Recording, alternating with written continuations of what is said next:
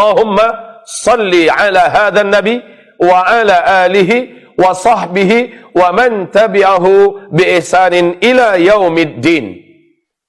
Amma ba'du, ibarat Allah yang kami muliakan, dari jam 6 sampai jam 8 telah sampai berita berkembang dan menyebar 2 orang ulama, 4 orang ulama, pimpinan-pimpinan pondok pesantren, da'i-da'i yang terkenal meninggal dunia hanya dalam 2 jam.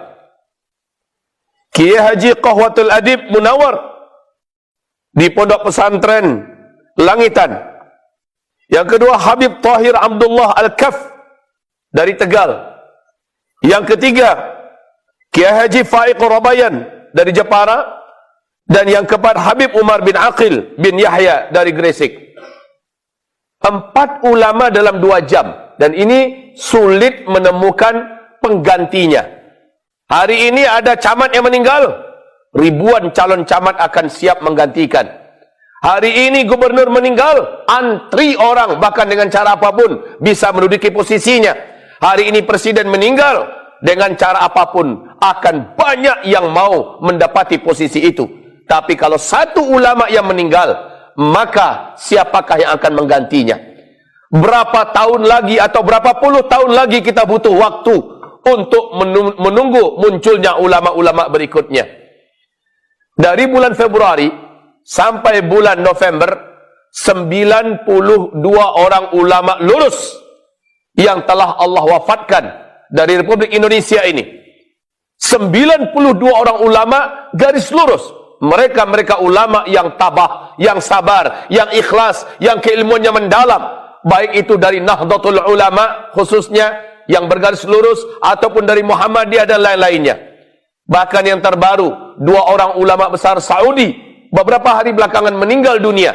Saudara-saudaraku, susul menyusul. Sekarang ini ada beberapa kiai kita, ada beberapa ulama kita yang sedang dalam kondisi berat. Bahkan ada yang kritis. Para ulama Allah ambil dalam waktu yang sangat berdekatan. Saudara-saudaraku, dengan krisis Suriah yang ada, para ulama-ulama kelas dunia meninggal dunia dengan cara dibunuh. Di Yaman dengan huru-hara dan kekacauan sekarang, tidak sedikit masyayikh di sana yang meninggal dunia karena tua, karena sakit, dan banyak yang dibunuh. Di Arab Saudi, penangkapan besar-besaran terjadi kepada para alim ulama.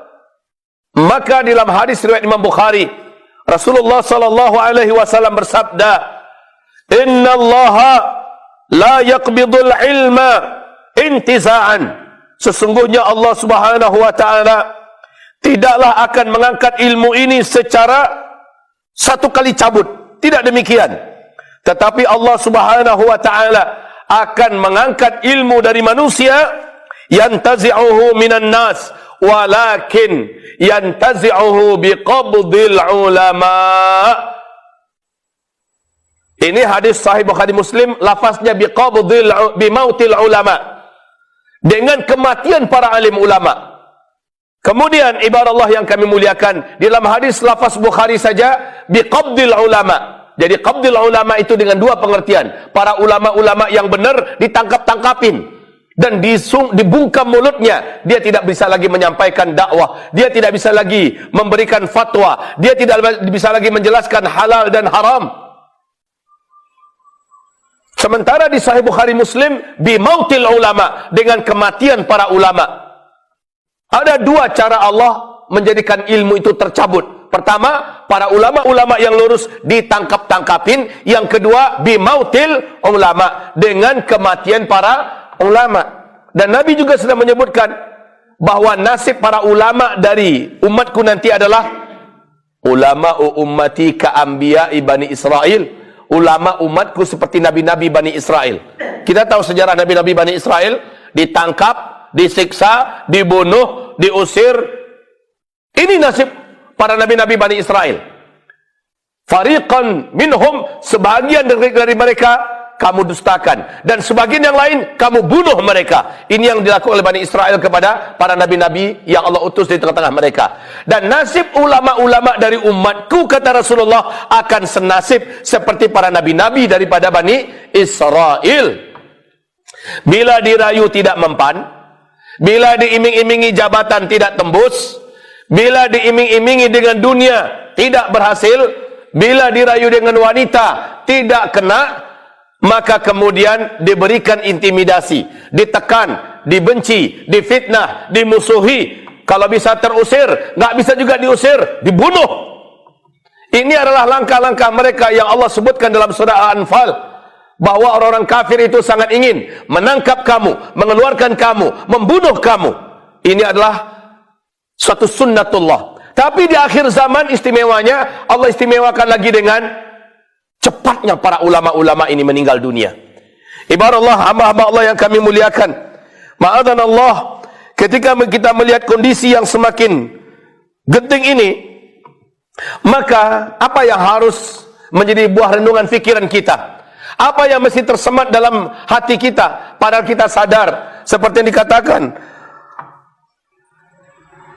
seperti yang disampaikan oleh Rasulullah SAW tentang kematian dan penangkapan para ulama ini, sehingga mautu alfi abidin qaimil lail, kematian 1000 orang ahli ibadah, qaimil lail, ahli tahajud.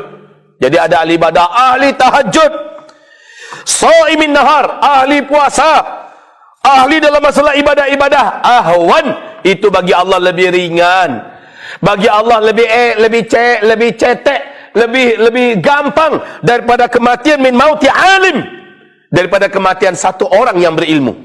Mati satu orang berilmu nggak ada apa-apanya dengan 1000 orang alim yang mati, 1000 orang abid yang mati ahli ibadah.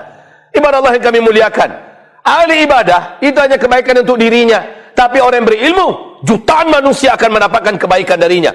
Ahli ibadah tidak akan mampu memadamkan api fitnah, tidak akan mampu menahan kemungkaran, tidak akan mampu menghentikan dosa dan maksiat. Sementara ahli ilmu, merekalah yang mampu memberikan penerangan dalam kegelapan. Ibarat Allah yang kami muliakan, bimauti alimin yasbiru bihalalillah, yasbiru bihalalillah wa haramihi. Apa dampak berikutnya yang terjadi ketika para alim ulama sudah tidak ada? Yang lurus-lurus loh ya.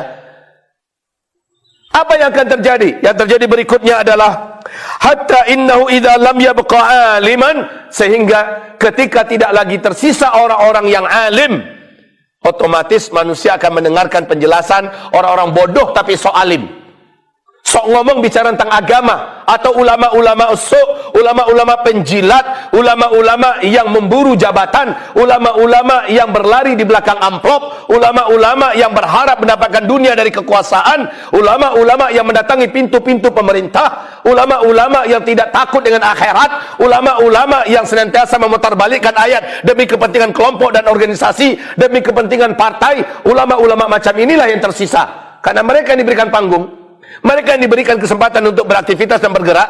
Apa yang terjadi? Yang terjadi berikutnya, ittakhadhan nasu ru'usan juhala fasu'ilu. Tersisalah orang-orang yang kelihatannya alim, sementara mereka adalah orang-orang alim yang jahil. Adakah orang alim yang jahil? Ada. Macam mana itu orang alim yang jahil? Dia berilmu, tapi dia mengamalkan apa yang bertolak belakang daripada ilmunya. Dia tahu itu tidak boleh, tapi dia kerjakan. Ini namanya alim yang jahil. Sama seperti kata Nabi Musa alaihissalam. Ini ketika dia ditanya oleh Bani Israel tentang apakah engkau ingin mengambil kami sebagai olok-olokanmu? Atattakhiduna huzwa? Apakah engkau ingin ambil kami sebagai olok-olokanmu, hai Musa? Kau suruh kami begini, kau suruh kami begitu. Kau ingin jadikan kami mainanmu. Apa jawaban Nabi Musa? Inni a'udzubillahi an akuna minal jahilin. Aku berlindung kepada Allah kalau aku termasuk orang yang jahil. Nabi Musa tahu memperolok-olokkan orang, mempermainkan orang, itu ada perbuatan yang tidak dibolehkan oleh Allah. Sementara mereka malah menyangka Nabi Musa ini memperolok-olokkan mereka. Ini perbuatan jahil. Tak mungkin aku yang sudah ada ilmu, bahkan aku mengajak kalian kepada kebaikan dan akhlak yang mulia, lalu saya memperolok-olokkan kalian, mempermainkan kalian. Saya berlindung kepada Allah kalau saya termasuk orang yang jahil. Nah, di akhir zaman, ulama-ulama jahil macam ini banyak. Ini yang diambil oleh manusia-manusia karena ketiadaan ulama yang lurus. Jadi ulama-ulama yang jahil di akhir zaman ini malah yang banyak. Kalau Nabi SAW bersabda, umatku di akhir zaman akan terpecah menjadi 73 golongan. 72-nya di neraka, satu yang benar. Lah, kalau seandainya setiap golongan itu punya 5 ulama saja contohnya. Ayo, satu golongan benar masuk surga, 5 ulamanya. 72 golongan sesat, salah, masuk neraka. Masing-masing golongan ada 5 ulama, kalikan 72. Coba bandingkan, mana banyak ulama yang lurus, yang ulama yang sesat. Di akhir zaman, ulama yang sesat itu yang banyak, yang menyesatkan. Ulama penjilat, ulama amplop, ulama yang mencari dunia, ulama yang menjilat pantat-pantat para penguasa. Na'udzubillah, kita berlindung dengan ini.